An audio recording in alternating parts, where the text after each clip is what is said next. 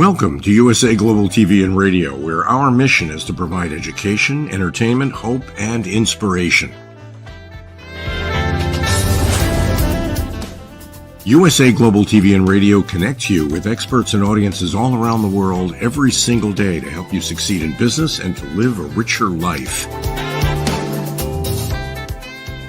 Visit us at usaglobaltv.com to learn about career and life-changing training and mentoring programs like the Listening Mentor. Subscribe to our newsletter to stay informed about our special programs and offers.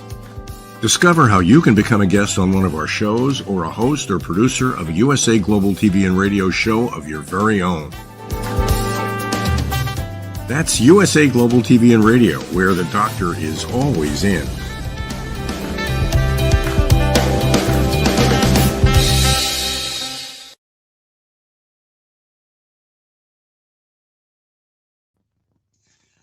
Hello, Red O'Loughlin here. Let me correct this little difficulty real quickly and we'll get right to the show. That should hopefully, there we go, nice and clear.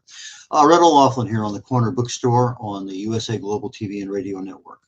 The Corner Bookstore is a platform where we have authors and they tell their journey.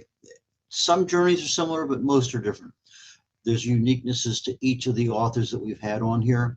And today we have another uniqueness, an author who has had autism and ADHD, and her name is Jennifer Shaw. Jennifer, please join me. Thank you for having me. Autism and ADHD are, I'm going to say, not common, but they certainly are far more common today than they were 20 years ago or even 40 years ago. Mm-hmm. A lot of reasons for that. We're not going to go into the health aspects of it. And I know you have a health background too, and maybe you might want to share some information on that. But when did you discover that you were autistic and had ADHD? I was diagnosed in 2019 after my son was diagnosed, and we were going through the ADOS assessment. And I just kept thinking, it's like, that's me. That's me to a T. I've done that my whole life. And then so I was, recognized that in myself, and I was able to get a diagnosis for myself. Looking back, it totally makes sense. I see a lot of the signs that were not recognized at the time. So you were an innocent bystander trying to help your son, and voila, you find out, whoa, that could be me too. Mm-hmm. And so when you talked to the doctor about it and explained everything, then the skies cleared and everything was not bright and sunny, but at least clarity-wise, you knew what was going on. Yeah, it was a real eye opener. Not to say that it wasn't a shock, but it was still still a shock, but it was an eye opener once I got over the initial, oh my goodness, what does this mean? And it's been a few years of trying to figure out what it does mean for our family. And how were you tackling that those problems 20 years ago? I came up with some interesting strategies. I didn't know how to talk to people. I remember that was a big thing. I didn't know how to start conversations. So I had notebooks and I write out, okay, so-and-so said this, and then this was the answer. Oh, there was a smile. That must be what I say when I hear somebody say that to me. And so I had notebooks of conversations, and that's how I learned how to talk to people. But I remember there was a lot of things that I had to come up with, strategies just on my own. Did that help you in your authoring a book? I think it did. I spent a lot of time just watching the world and trying to figure things out and see things from other people's perspectives. And I do think that helped me for writing as well. Had you been writing for a while before you decided you want to become an author? Oh, yes. I've been writing for 30 plus years. I started out writing on a typewriter. My mom bought me a typewriter. Yeah, I'm that old. And I turned into a hobby, and then it became a passion. And now it's just cheaper than therapy. And I can't imagine not writing, but the day I first put, an image in words, it was magical for me. Oh, wow. An image in words. We don't think about that, but that's actually what happens. Yeah. We try to convey not only the image, but the emotion, the location, all those things that go into developing the character plot and everything else. So, yes. Yeah. So you were kind of forced into it, found out that it helped, and then took advantage of it. Yeah, exactly. Like following my diagnosis, I'd written hundreds and hundreds of stories, but I'd never shared anything. And then once I was diagnosed with autism and ADHD, I thought, well, maybe this is my special interest because I've been doing it for so long. And I got brave and I sent my first manuscript off to an editor thinking the worst they can say is it sucks. And they came back and they said, this doesn't suck. You should publish. So 2 years later, I did. Okay, so when did you start the writing of the Callum? The first book in my Callum Walker series? Yes. Yes, I started that one. I finished that one in 2019, and the first book of my series, The Ascension, was the one that I sent off to an editor, and then so that one took me, the rough draft for that one took me about 2.5 months to write, but editing took me 2 years. Okay, so the editor was more than, I guess, when you're developing a novel, a story about people and things, it's different. I write nonfiction. So I have a lot of appreciation for you trying to get a certain point in time, a certain location. Here's the basic plot. Here are the characters. Here's the action. That I'm in awe about, because that's not what I do. I started writing one novel once back 10 years ago, and my wife had chemo treatments for breast cancer, and I get everything written except for the dialogue. And I'm going to go back and fill it in, but I have the bare bones of everything because it's one of the last flights I ever took on top of a Russian submarine out in the middle of the Atlantic. And I just need to fill in the details. Yeah, just how we get around to it. Anyway, so your editing at that point in time was a developmental editor, in order to say, okay, I have a plot, here's my story, and does it make sense? And how did you find your editor? I found them very encouraging. I've gone through, I've had, to hunt for a few different editors, and every single one of them does something slightly different. And some of them, just because they pay or they charge a lot more does not mean that they're a good editor. So you kind of have to really ask a bunch of questions and maybe see something else that they've edited and stuff. But the editors that I've had have taught me a lot about perfecting my wordsmithing craft and learning when to use commas and stuff. Because I was a science geek in school. I didn't pay attention to English. It was boring to me. It was not black and white, right or wrong. It was a lot of gray. So I didn't like it as much when I was growing up. I love telling stories. I just didn't like writing essays. Okay, so you went to Editors R Us and you chose one. Is that what you did? Something like that. Yeah.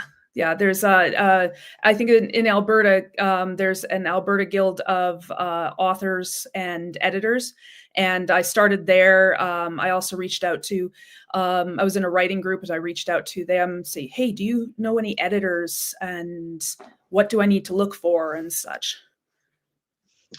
Do any of your characters have autism or ADHD? I wouldn't say that they have autism or ADHD, but I do think that I put bits and pieces of my personality, different aspects of myself, into each one of my characters. If there was any, there's one person that I kind of think that may have a little bit of ADHD, or not ADHD, but autism. They don't get sarcasm like me. They don't understand jokes. They're very serious, very conservative. And if I had to say anybody is, then that person probably is at least that side of the autism spectrum. Okay. What are typically some of the symptoms of autism that, if somebody has, more than likely, as you said, understanding sarcasm, what other things are there that are typically, I don't know about, because it's not a topic that I really researched? Well, it's kind of hard to say. I know there's some things that they look for specifically. Inability to understand social communication or unspoken cues, navigating, conversations and stuff. Small talk is really hard for me. I don't get a lot of jokes. I have a hard time understanding when somebody's being sarcastic to me. I also have a lot of stimming behaviors, which are like habitual things. Like some people like click pens and stuff like that. I will spin jewelry. I will count numbers. I count steps. I count windows. When I go out for walks, I'll add up the numbers on license plates. But when I was diagnosed with autism, I had somebody ask me, it's like, well, what's it like to have autism? And I said, I don't know. What's it like to not? Because it's all I know. So it's not that I can say, hey, this I do this, and and this is autistic. I don't know, because I don't know if other people do it either, unless I ask them. The reason I asked was, if a character displayed that in a book I was reading, that would be kind of a clue to his emotional Yeah. makeup and everything else. Yes. But not knowing that ahead of time, I wouldn't be able to deduce that. So that's why I I asked the question earlier about do any of your characters have that? And if they did, what traits did they demonstrate in your book? Yeah, so like I was saying with that one character, his inability to tell jokes or to understand jokes, or sarcasm, takes things to the letter literal. Um, that's very much autistic traits. I've had I'll use the example of somebody, you know, if they hand me a mug, it's empty, but it's got garbage stuffed inside of it, and they hand this to me, here, throw in the garbage. I'll literally throw the whole thing away, you know, mug and all, because that's what that says to me. So, but then I have to stop and think, wait, they mean the mug too? And, you know, questioning things like that, the things that would come naturally to other people that don't necessarily come back naturally to me.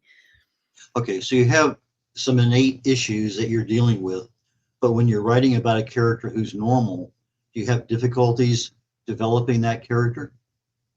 I don't think so, because I've watched so many people trying to figure out what is normal. So if anything, I know more about those perspectives. And it's not like people on the spectrum are not normal.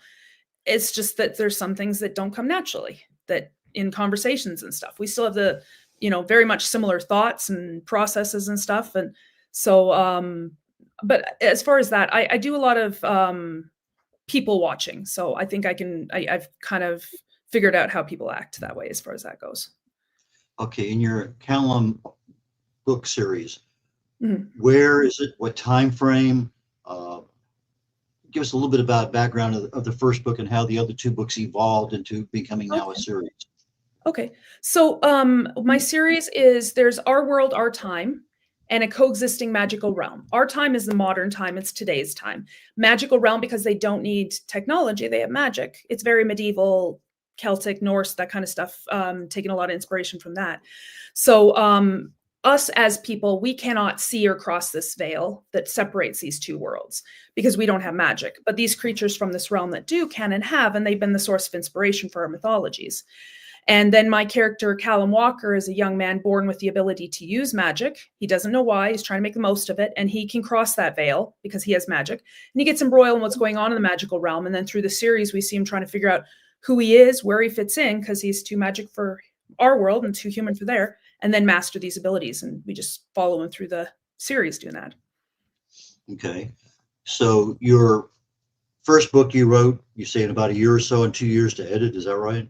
Yes. Okay, so the editing for you is longer than the writing. Oh, absolutely. It's like my second book, I wrote that one in about 2.5 weeks, and the editing took just as long. It's getting a little easier now because I'm understanding the process a bit more. Okay, so when are the 4, 5, 6, and 7 books coming out in this series? So my fourth book is due to come out early next year, aiming around April, but I haven't set a date yet. And then I'm starting on my fifth, and I'm hoping that'll be out the following year. I don't know how many books there will be in the series. I know where the series will end. I just don't know how many books it's going to take to get there. Okay. Anybody get killed in the book who's a main character? Not yet. Not yet? Okay. The reason I ask is I've had a couple, 3 books that I'm reading, and literally in 2 sentences, the main character dies. Of what, it doesn't matter what the reason is, they're gone. And I'm sitting there and I reread it, and yeah, it hit me so quickly that I could not believe that that person is no longer part of the story. Mm-hmm.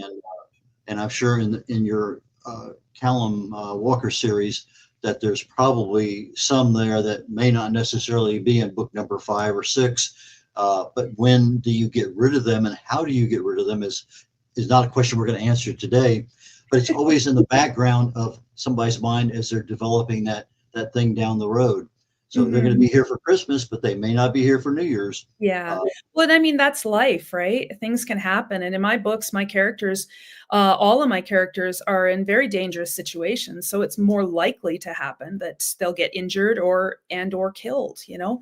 I'm not the kind of author, I'm not going to just kill off, characters left, right, and center. I can tell you that's very traumatic because you become very attached to these characters. But I know that as I'm writing, into my 5th book, there is a character that I know, and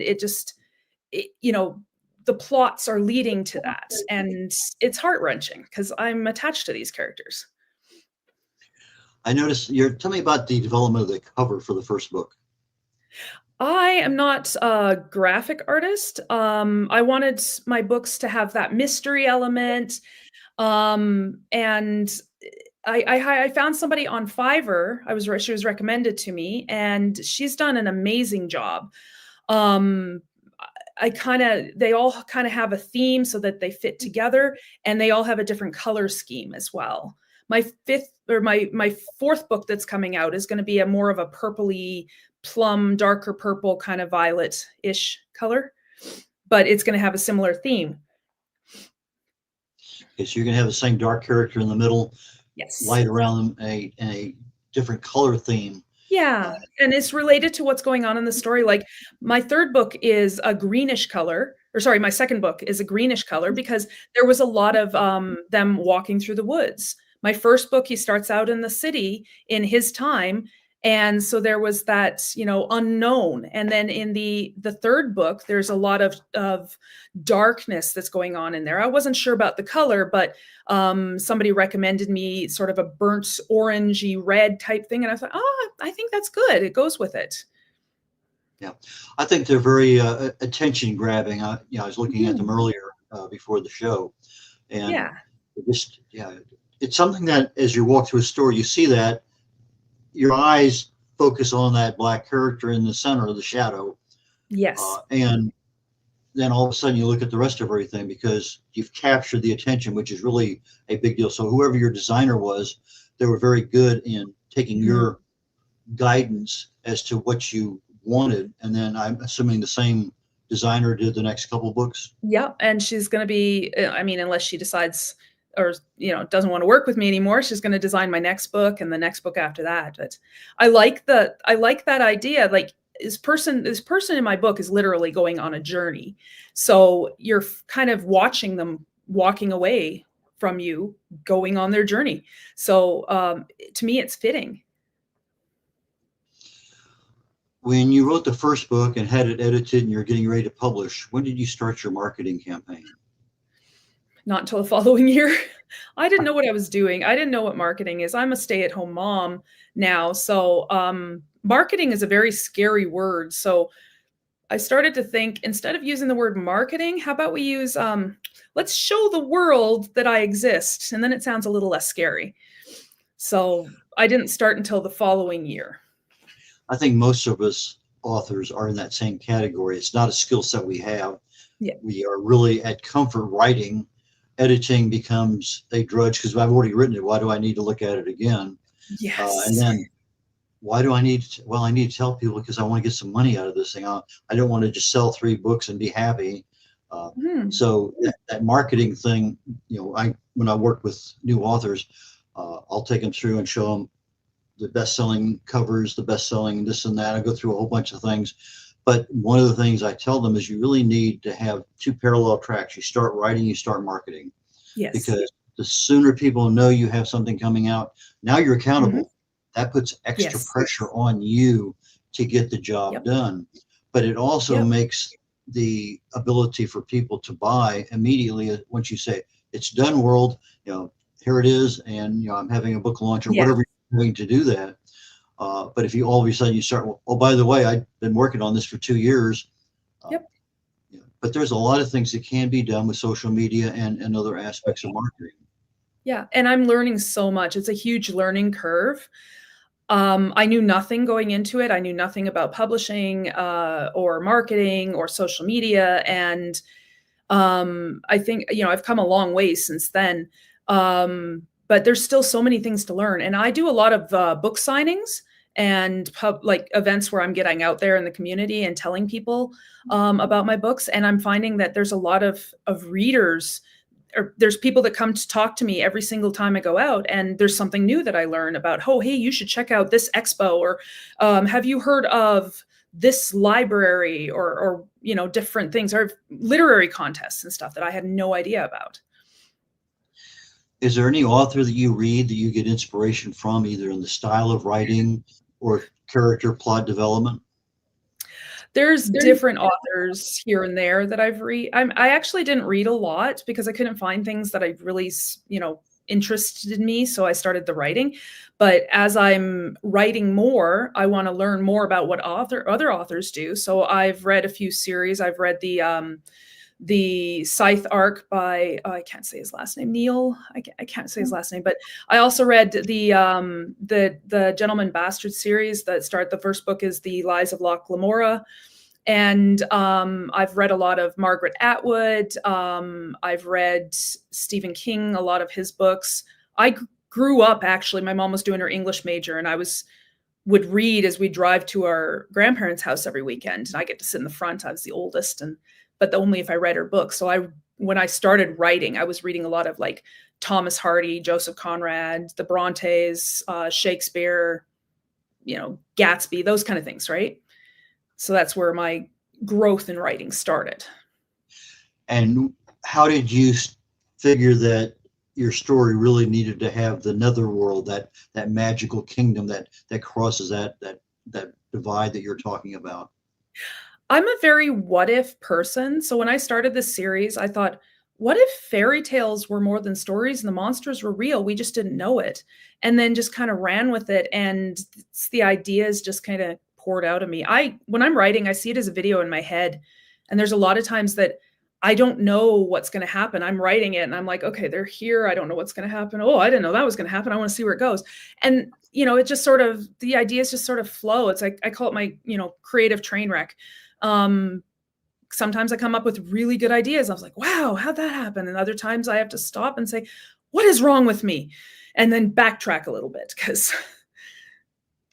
Okay, as part of your marketing campaign, did you hire a publicist? I did, yes. It took me a while to find a good one, but I did. Okay, so there's a journey for marketing, but most of us don't even think about having a publicist. So what kind of occurred in your thought process is that, maybe I ought to hire somebody who does this for a living? Well, as a self-published author, there's only so far that I can go on the knowledge, and I didn't have anybody else I could talk to and like bounce ideas and figure out where to go from there. And I went to, in Alberta, we have the Alexander Writing Society. They do an annual conference, and I met another author there, and she recommended my current publicist to me. And I'm so glad she did because, it just, nobody else would know that I exist otherwise if I can't get out there. And there's only so far I can go on my own with no help and no contacts and no knowledge of where I'm going. So it helps me, I think, in a way too, because then I can just focus on being creative. I notice a lot of our Canadian authors use Mickey. Is that your publicist? Yes. Yeah, I don't know a whole lot of other Canadian authors, but yes, Mickey Mickelson is my publicist. Yeah. Yeah, Creative Edge is a good good company to consider, and I've had a lot of dealings. I think he's been on our shows a couple times too. So I think so. I think I've seen him in some of your other broadcasts. So when you're taking a novel, a story, there's things that now are very easy to do that when you first started writing that the first book, The Ascension. What do you consider a lesson learned that you can say, hey, new authors, you really need to do this because it's going to help you later on? Publishing that first book was a bit of it was a bit of a mountain to climb because everything was new to me. I had to figure out about how to get an ISBN number. I had to figure out how to actually print books. Where do I get a cover design, website, Instagram? How do I get my books into stores? That was what I was doing with my first book, and it was overwhelming. But I persisted, and persistence is key because it's a marathon. It's not a race. And I set up these steps so I can just, for my next book, I could just check. And then my third book, I was already on the ball, getting things ready.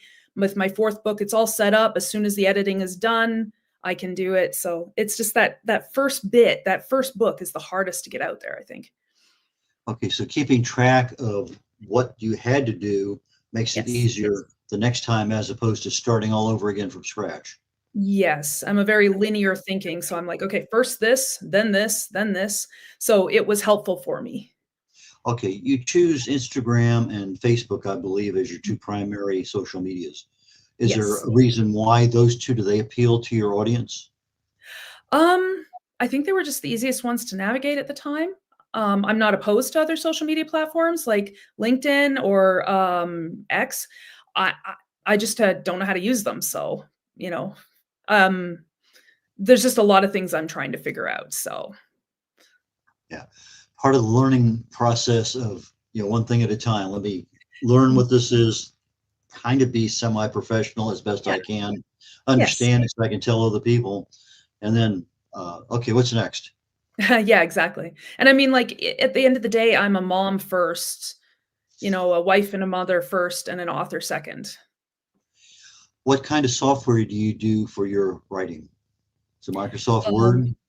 Yeah, Microsoft Word. Long, long time ago, I was using Word Perfect, and I remember we had a very clicky, like the old style keyboards, and they're very clicky. And I remember I was writing something, click, click, click, click, click. And my aunt came around the corner because she thought I was faking. She thought I was just like randomly typing keys like nobody's business. And she actually said, "Wow, you're actually type that fast?" I was like, "Yeah." But then, I mean, I've had to update my programs because I was typing faster. I'd finished typing a line and I'd look, it's still printing across the screen. So now I'm on Microsoft Word. But then I have other programs I have to format my books into for uploading to printers and such. Very well aware that I do publishing myself, but I know when I started out, it was Word. I think Word Perfect was the standard, and I think Writer and some other ones were there at the time. And then all of a sudden, just like was it Excel replaced? What was the other one? There was one there that just seemed to be a standard. Um, Yeah, I can't uh, remember the name of it, but I oh, know what you're talking about. Lotus 123. And Yeah, then also it kind of disappeared, and now we have Microsoft Word, and that's kind of the standard. it Although for kind writers, I think last week, one of the gals was talking about using Scrivener, of and okay. I used that for a short while because I thought it was really what I needed. But for my nonfiction stuff, it was more powerful than what I really had to have. So I went back Yeah. to Microsoft Word. But sometimes those new software packages are a little difficult to learn. They're not as easily masterable as something else. Yeah. And it took me a while to go from Word Perfect to Microsoft Word. But once I did, then I don't really want to switch to something else and have to learn a new system all over again. How do you get the names for your characters? Well, some of them just come to me. Like Callum, the name Callum was actually a list on my baby, a name on my baby list. But my husband didn't want to go with that. So we went two different names. But then I'm like, I really like that name. And so I use that for my main character. And but some of my magical creatures, their names that come up, I actually go to a website that helps me to just randomly generate magical names for like elves, dwarves, fairies, whatever have you. You can click them in and such. Okay, so you've published the book in English and in Canadian, right? Yeah. Is there any future thoughts about having the book published in a different language? Not so much different language, but I have had a lot of people ask me about audiobooks. Um, I know that Amazon sells my books to other non-English speaking countries, but I don't know if they translate it. Yeah, there's a lot to go in a translation. We were talking recently with an author, and because the author speaks a different language, what you say in English is not always automatically translated. Even with AI, it's Yeah. not automatic because there's nuances in the way we say things. Yes, And exactly. and so that just adds a real level of difficulty. And just something as simple, and like I say, simple English to Spanish or English to German. There's just Mhm. some things there that do not. I mean, I can remember trying to tell. I was living in Germany for a couple of years at the end of the '90s, and trying to tell a joke in English and translate it into German, and it just Didn't work. disconnect. The word. I could say it literally in German, but I could not. The person on the other end listening. Okay, what's so funny? And Yeah. just So anyway, that's a major, obviously AI I think can help. Do you use AI at all in any of your writings, research or anything?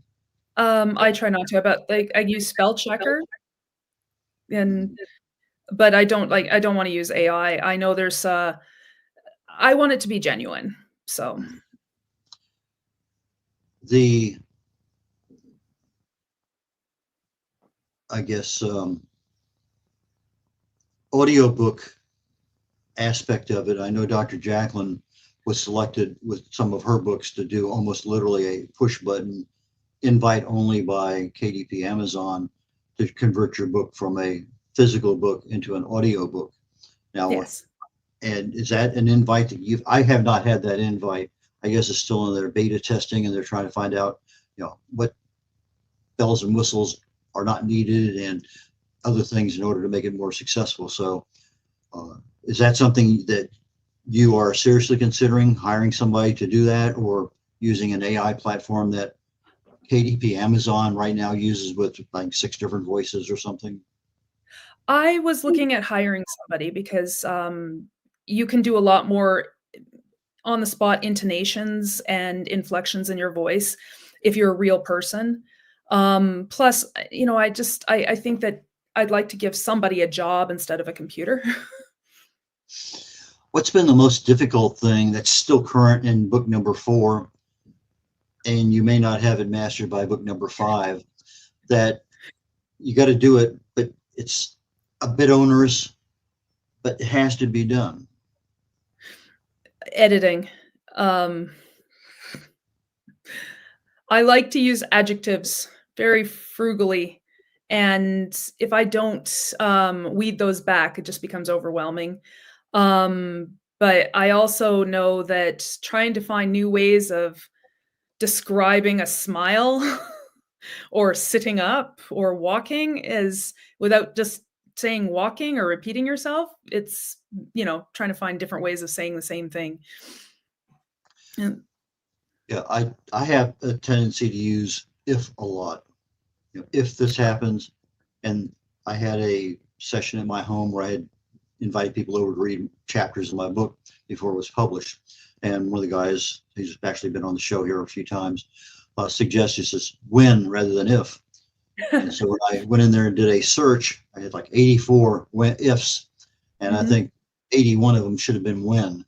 And so I go through it. Okay, yeah, that's really what I meant to say. If this, you when don't want this to happens, overuse when either, right? but in the context of, I write about health and wellness, and so it's Mhm. when a symptom appears, not if a symptom appears, and so that becomes more of a context of Yes. it means something in the brain when it's when than if. And the same Exactly. thing, I confuse you and your a lot. So I know I have frailties, even if I start writing another book tomorrow. It's one of those things I just have to be aware of. I also like to use adverbs a lot, Oh, and yeah. it's just one of those things. Okay, fine, that's, I can always go back later and clean them up. Yeah. So I do it, and then let me clean up later. Yep. Yeah, the So, first draft is just for yourself. so what do you find that you're cleaning up the most? Oh, body beats, and dialogue tags is a huge thing right now. I tend to overuse a lot of them, so when I'm going through my editing, I weed out so many of those. I do focus a lot on facial expressions because for me, that's what I watched a lot of. So I'm trying to vary it up a bit and maybe focus on movements and actual physical behavior, like physical behaviors, and how else can we show expressions and emotions. Um, yeah, those kind of things. Okay, so when you're talking about walking, you're talking about body language, you're talking about facial Yeah. expressions. So, like, As instead of just saying they walk, I can, can say they stride or, the trees are moving by in a blur, without saying that they're actually walking. Um, and then maybe different things that they're doing while they're traveling and stuff like that. I finding it really important not to repeat myself again and again.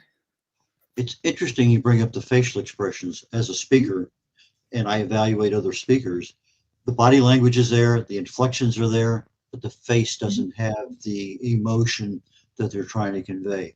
It's just, Yes. it's a memory. They're doing everything that needs to be done, but their face is not deadpan, but it doesn't have the smile or the thing that really conveys that particular word at that time. Yes. And I pause, and even then, their face doesn't change. So that's a big deal in speaking, being able to convey not just the hands and the arms and stuff, but your face. Who was it? The Queen, the actor. He played in. Okay, Steve McQueen. I remember reading his autobiography way back when, a long time ago. And when he was working with producers and stuff, there would be almost a whole page of dialogue, and he would scratch through it and says, let's just do this with facial expressions, body language.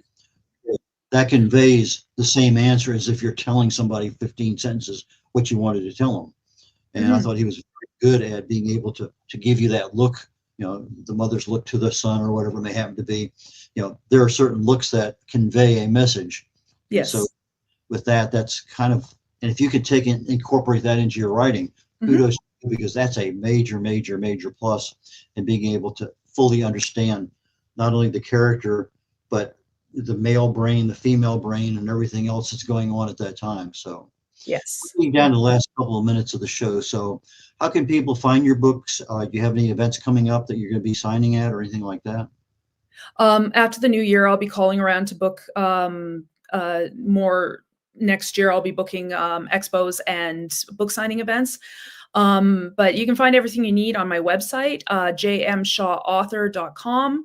At the bottom of my webpage is all my social medias, my Instagram, my Facebook. There's an email link.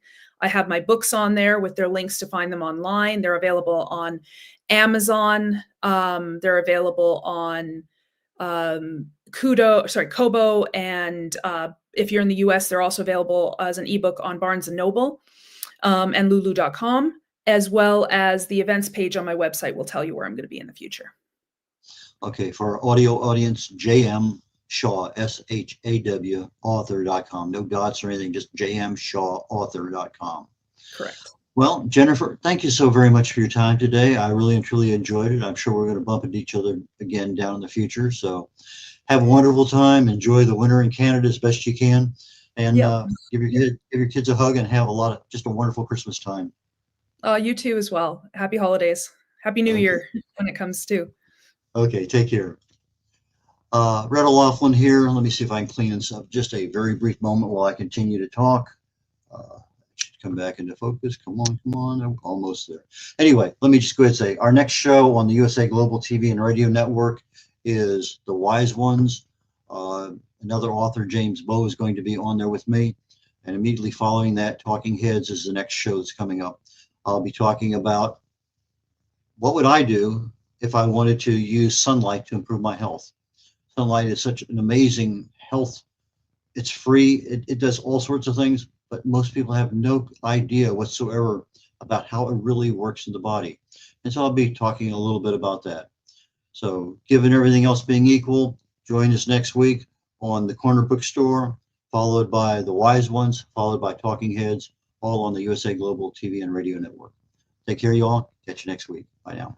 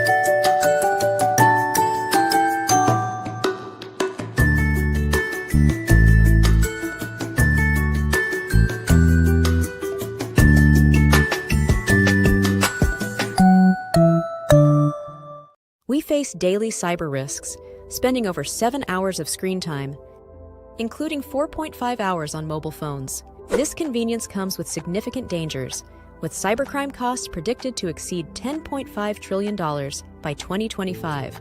In 2023 alone, seniors lost over $3.4 billion to cybercrime. Our goal is to make social engineering concepts of cybersecurity easier to understand. We work with business teams, senior living facilities, investment companies, and educational institutions, both individually and in groups. We offer real-life examples to help you recognize and prevent attacks, with sessions available both in person, in selected regions, and remotely. Schedule your training session, or to learn more, contact us today. Call us at 847-845-9360. Email us at info@cybersecurityeasy.com. Protect your team and family with cybersecurity easy.com.